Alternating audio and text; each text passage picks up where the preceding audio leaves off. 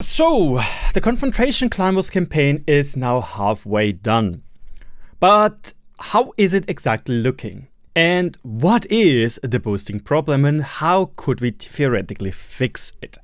Now, for the uninitiated, what is boosting in World of Tanks? Boosting means in World of Tanks when somebody else is playing your account to get certain things you are not able to achieve. The more mundane things are gun marks, 279 missions, 260 missions, and the more weird ones, or the more aggravating ones in my case, are Clanwars campaign tanks and ranked vehicles. And this is what I want to talk about today. I'm going to explain to you why exactly I think the Clanwars campaign boosting is just very, very annoying for basically everybody involved, except for the boosters themselves, the people which are giving out those boosts or doing those boosts. And I'm going to talk about some examples on the EU server, as well as I want to talk about how wargaming, or what wargaming in my personal opinion should do. Now, again, let's talk about the boosting thing and what it does. Basically, you go on certain websites, it can be eBay, it can be other websites which are even getting YouTube ads on certain videos, on World of Tanks videos. I'm sure some of you already seen them. Maybe there's even one on this video. I don't freaking know. I cannot influence that as a content creator. I cannot influence that as a content creator on YouTube, what kind of ads I want to have on my videos. The thing is, they are saying, look, pay us 400 euros. We are going to play your account and you will get a slot in the Clanwars campaign. You will be able to get a chieftain, for example, or the 907, or whatever you want of those reward vehicles. Could be the Carro de Combattimento 45D. Which would be stupid if you would take that if the chieftain is so much more sought after. The problem with the chieftain at the moment is, as we already discussed countless and countless and countless of times, is wargaming's inability to nerf this thing. I don't know why it's an inability. I guess it's just they don't want to, because they are scared of people going rioting that they paid good money for those tanks and now getting nerfed and they can't have fun with it. The thing is, we all agree on, the chieftain is kind of destroying the meta at the moment because it's simply just boring to always play chieftain, a tank which is basically a main battle tank. It's super fast, it's a super good gun, has good gun handling, and most importantly has a turret which is almost impenetrable from the front, except for the small cupola, which is really, really, really small, especially in going hull down. Now, let's say why it pisses me personally off when people are using boosting services for Clanwars campaigns. Look, I am not liking people which are using boostings, aka they're letting somebody else play to get a gun mark. It's just, you know, it's just that feeling, like, it's an eye-rolly, like, feeling. Why would you do it? And in many cases, it even leads to me making fun of people. There is even some person which was rather close to me, which used also a boosting service, which apparently was a friend of his, which made him a gun mark on one of his tanks. And since then, I have lost a lot of respect for this person. There were also other things involved. The thing is now, though, with Clanwars reward vehicles is, in my opinion, and again, this is a problem that many of those vehicles are really, really strong compared to the Tech 3 counterparts. In my opinion, the biggest problem is that this is a Clanwars event where you are supposed to show your skills compared to the others. It is a 15 versus 15 game mode where you as a field commander need to lead your team to victory. And every single person out there, and this is very important, I actually didn't say it in my German video, but the thing is, the field commander, yes, he does the tactics, but he cannot influence the 14 other players as well. He has a lot of things to think about. So this means in one Clanwars team, in a 15 people team, every single person needs to know what they're doing, need to make as little mistakes as possible and think for themselves in many situations as well. That's just as it is. So it is a highly competitive game mode and a highly interesting game mode. The thing is though, again, when you are a new player and want to get into that, you still have a chance to get tanks. Like, just look at the German clan Chess. They are doing God's work for people which don't have the tanks they need. They don't have chieftains. They still are doing God's work and getting many people new tanks for playing and switching around different people. That is great. But it is just a kick in the balls and a punch in the gut for people which are legitimately spending hours upon hours trying to get into those top 4,000 spots on the EU server to get a chieftain when somebody else, somewhere else, just decided to pay 400 euros to one of those boosting services to get a tank. Potentially getting a tank. In theory, getting a tank. Because obviously, and this is a good thing in my opinion, Wargaming tries hard to boink and bingo those accounts. So let's have a look at some examples which I want to show you. Probably the most notable clan at the moment would be Genie, where we have weird people in it, to say the least. Not weird the clan, just weird people. Again, one thing which is very important to point out is that when you are playing in a Clan Wars team, it is also crucial that you know how the other players are playing. Like if you know that you have a person which is really good at decision making on solo tanks, like a Leopard 1, a Stridswagen, a CS63, whatever, then you want to keep them on said tanks. When you know that, for example, player B is incredibly good at heavy tanks or at a chieftain, you want to keep him on a chieftain, right? And that is why you will see in the examples I will provide to you, now with Genie and afterwards some other else, you only really see 15 to 16 players in the points rank or in the Clan Wars positions to get a tank. Because this is just how many people usually are in one team. Anyway, here we have Genie. Here we have a person called Steinbeißer. He's a great gamer apparently, because as you can see, he is below average, in my opinion, in the overall statistics. But in the last 30 days, he suddenly improved massively. Apparently, he injected himself with some skill for LTU blood or Ducky with Killzone blood. I don't know. He suddenly performed massively, right? He did play quite a lot of Clan Wars games already, 810 to be precise. And suddenly he is rocking a 71% win rate, which is epic. Like, that is amazing. That is very good. He's also newly joined said clan 10 days ago. In this Genie clan.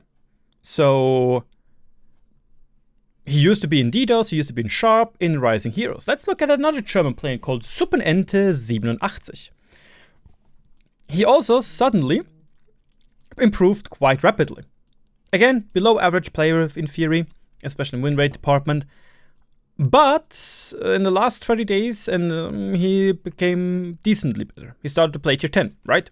Still has not good win rate, but the DPGs are starting to get better, actually doing more damage than you have hit points in many tier 10s, and he gets more WN8.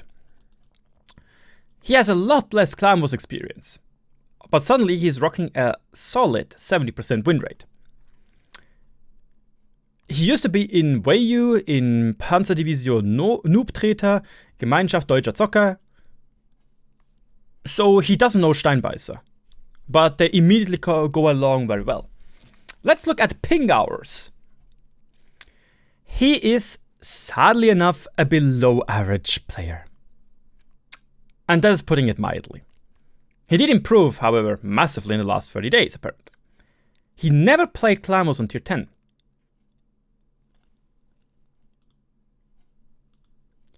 And now we have another person called SWAT Gamer.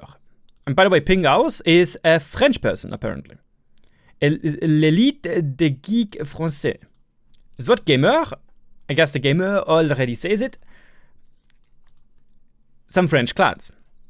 I'm not saying that Germans can't speak English and French can't speak English. Like, just look at Snoopy or Synapse. He can speak English as well. It's not an issue. But again, it's a person which basically has no experience in Clan Wars, especially Ping Hours here. Like, come on. It's just obvious in that regard, right? It's just obvious. And that just annoys a lot of people. Because again, in the end, SWAT Gamer went on eBay, went on certain websites, paid 400 euros, and is now thinking, I don't have to do anything. I don't have to play 5 hours, 4 hours per day Clan Wars for 7 days straight, 14 days straight. I will just get a tank. Just unfair for people who try to play it legitimately, right? How do you think people feel which are at 4,100, 4,200 spots at the moment? Or at the end, and know they don't get a tank while those people in theory could get a tank? But now let's go to my favorite person in World of Tanks history. And no, it's not Quickie Baby. It's one Brigadia Cavalleria Pancerni Orzel. A clan where a certain individual called DJ Weed is inside. Now, DJ Weed is known to be a highly competitive and very, very, very good player. There is no doubt. Like, he has massive skills. He is very good and he is a good field commander as far as I know. He also participated lots of times in 7 vs 7 and in Clan Rebels with his clan, which I think used to be YOLO, Storm, insert random high competitive Polish clan, which isn't Invil at the moment. This is his second account, by the way. Speaking about second accounts, I don't care about second accounts. Like, seriously, imagine now that, for example, suddenly Quickie Baby would start playing Clan Wars. With his play for free account. Is this unfair for another person? Like, in this current campaign, it is basically impossible to play 2 accounts into the points. Except if you're incredible good. And have very high win rates and are insanely good with your team. Then it's possible to play your second account and your main account into the clan points. I know some people might say it's super unfair, they already have it on their main account, why should they get it on their second account as well? The thing is though, they're still playing their own account. Like, it's the same, for example, with Mailand. Mailand has a second account called Propellermützenträger, which means propeller hat wearer.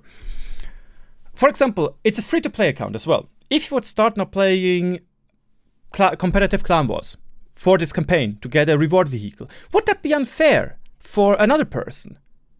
Why? No, it wouldn't. It's still his same account. It's still his account, right? And that's the same with DJ Weed here with his second account. This is his second account. I don't give a shit that he is getting himself a chieftain, I guess, on this account. As far as I know, he doesn't have one. Yeah, he doesn't have one. He's probably getting a chieftain. That's why he's always playing Leopard 1 or Object 268 version 4 in those Clan Wars schedules. He still has enough tanks and he still knows that he can outplay or outperform most other people. That is not a problem. He himself is not a problem. His enterprise and his thing, how he works with, is a problem. Because again, days in a clan. This is a clan which is really, really old. 1400 days in a clan.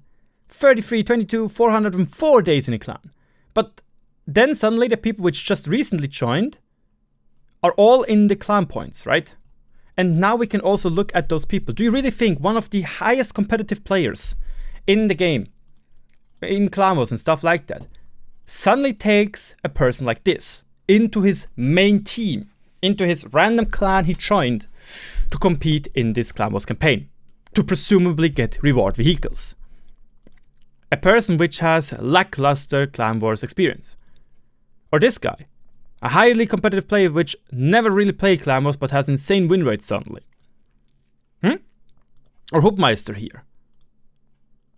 Very little competitive experience, apparently, but he's insanely good in competitive. Right? Right? That is why he's barely having... why he has in Clan Wars better DPGs than on some of his tier 10 tanks in normal games. That's the thing. And this is what really, really pisses me off. People make it obvious. They make it so obvious that they are gloating on a competitive Discord how many people last campaign were removed from the Alley of Fame of their clan. Welcome to DJ Weed. It's just annoying. It's just annoying that in the end, if those people, if those sellers are doing it properly and using actually some brain cells, they're never, ever, ever going to get not rewarded. So for example, I already saw it on one of the eBay listings. They basically say there is no money back guarantee or warranty as long as we do not make a mistake. When you are getting removed from the Alley of Fame, when you are, because of account sharing during the campaign, this is not our mistakes, you agree to it. No money back guarantee. So, not only does DJ Weed now, with his main team most likely, is now making, let's just have a quick look, like, you know, let's just assume it's 15 players, he's boosting 15 times 400. 6,000 euros makes, he does. Probably just gives everybody 400, 200, I don't know, and he keeps the line share. Who knows? I don't care. I don't know. But the thing is, again, all of those people get paid. Assume everybody gets 400. Like the amount they get from the person which paid them for this boosting service. They are safe. They are safe. They are not losing money.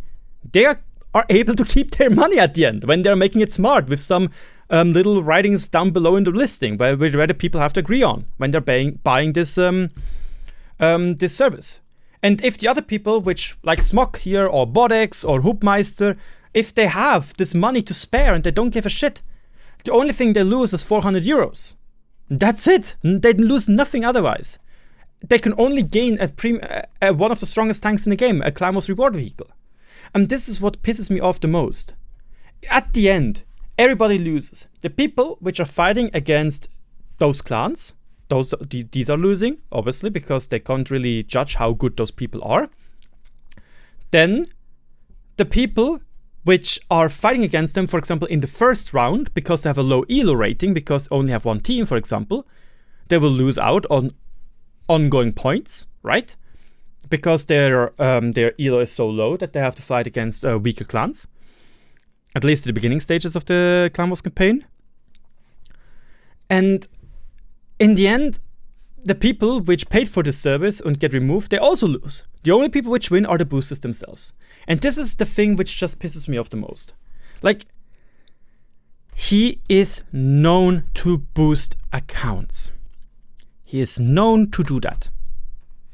Simply how it is. He gloated on a Discord where several Wargaming employees are online and reading the chat about how many people of his clan were removed. Remember last time around, YOLO, 46 people. Coco, 26 people if I recall correctly. Nah. It's just frustrating. And I know that Wargaming is trying hard to remove such vehicles. That's why we also have a removed players ban list for the season 2020-2021 of the 2021-2022 ranked battles. And that is good to see that people are getting removed for not playing themselves those ranked battles. But then again, it's just frustrating when you, in the end of the Clanwars campaign, you just know you lost games which you didn't have to lose because you had to play against people which had for some reason a worse rating, even though they were a lot stronger than you. In the end, you know that even those people, some people, let's probably 90% of the people which paid for such boosting service got removed. They don't get a tank. That is good to hear. But still 10% meaning they are getting their tank, right? It's just frustrating. And in the end, you just know the boosters, they made the money. They are getting away scot-free. And this is just something which really, really takes away my joy for competitive gaming. I want to lose against better players because I know they are better. I don't want to lose against some random auto-aim Andy, which suddenly is being played by one of the strongest Polish players out there, for example. You know, it's just frustrating and it's just infuriating, actually. Especially when it's just plain obvious. I could show you another clan which is a little bit less obvious, which is called Kraft, apparently. It's just weird that, again, those players never played together and suddenly, right before the campaign, they're all joining the same clan. But then again, you can argue, well, what about Trom? There are also suddenly so many new players joining at the same amount of time. The thing is, though, we just two clans which joined together, Oder Mortis and Trash, a German community as well.